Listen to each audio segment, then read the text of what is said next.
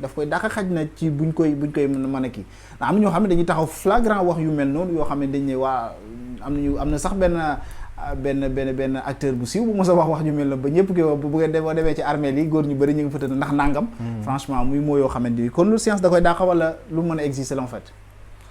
waaw science moom am na ci loo xam ne raisonnement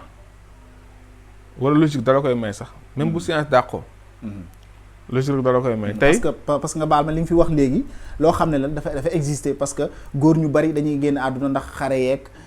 wala ba jamono ba muy am yenn risques yi ñuy jël ak yenn kii yooyu yu bari peut-être dafay waral ne góor mooy gën a gàtt fan que jigéen. xam nga tey dañ wax sëy dañ ne sëy bu nekk éjaculé maanaam dafa war a daw 7 kilomètres pour rattraper li mu ñàkkoon dafa war a lekk itam